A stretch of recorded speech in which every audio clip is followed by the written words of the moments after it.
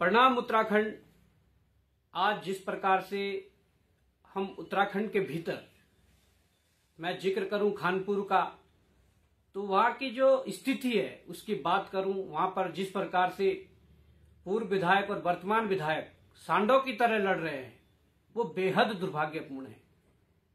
मैं बताना चाहूंगा कि ये वही खानपुर के पूर्व विधायक है जिन्होंने कहा था कि उत्तराखंड, आप समझ सकते हैं कि किस प्रकार की बेहद भद्दी गाली उत्तराखंड को दी थी।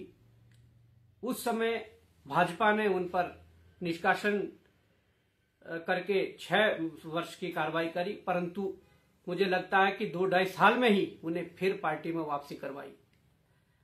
और उसके बाद खानपुर की जनता ने उस विधायक को दूसरे चुनाव में करारा जवाब दिया, उनको पटकनी दी। और जिस विधायक को खानपुर की जनता ने अपने सर आंखों पर बिठाया निर्दलीय के रूप में, आज वो भी कानून की धज्जियां उड़ा रहे हैं। ये बेहद निराशाजनक है, बेहद दुर्भाग्यपूर्ण है। आपने देखा होगा कि जब ये सोशल मीडिया पर इनकी वो चीजें चल रही थी, तो पुलिस को कानून व्यवस्था को देखते हुए इस पर कहीं ना कहीं नजर बनाए रखनी थी, इस पर लगाम पहले ही लगाया जा सकता था।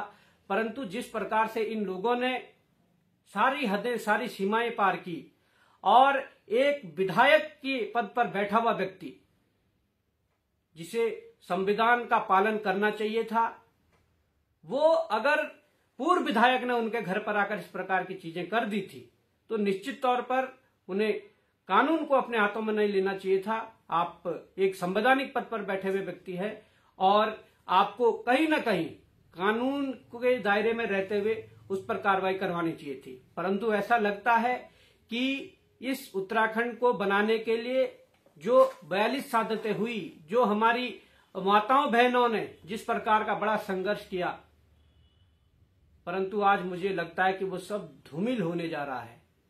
इस प्रदेश की परिकल्पना हमारी नहीं थी, इस प्रकार के प्रदेश की अवधारणा नहीं थी, परंतु आज इस प्रकार की चीजें प्रदेश भर में हो रही है, बेहद दुर्भाग्यपूर्ण है।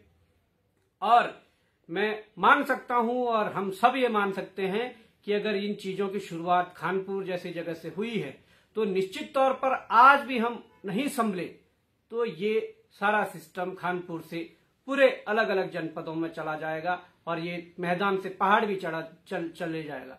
तो मैं यही कहना चाहता हूं कि इस प्रकार की जो बेहद ही शर्मनाक हरकतें हैं, इस पर कानून को अपना स्टैंड क्लियर करना चाहिए। और कैसे आदर्श आचार संहिता में इन लोगों के पास हथियार थे, उन हथियारों को जब्त करके इनके लाइसेंस निरस्त कर देने चाहिए। और जो इस प्रकार की दबंगई करते हैं, उन लोगों पर जिस प्रकार की जो सुरक्षा मुहैया करवाई गई थी, उन सुरक्षा को भी वापस लिया जाना चाहिए। तमाम प्रकार की जो बातें हैं, आज प्रदेश के मुख्यमंत्री या इस प्रदेश के जो और भी जनप्रतिनिधि है, उनको भी इस और ध्यान देना चाहिए कि प्रदेश के अंदर इस प्रकार का अगर माहौल खराब हो रहा है, इस माहौल खराब करने के पीछे कौन सी ताकतें हैं और क्यों इस प्रकार का माहौल खराब किया जा रहा है। हम उम्मीद करते हैं कि कानूनी रूप से उत्तराखंड पुलिस इस पर आवश्यक कार्रवाई करेगी।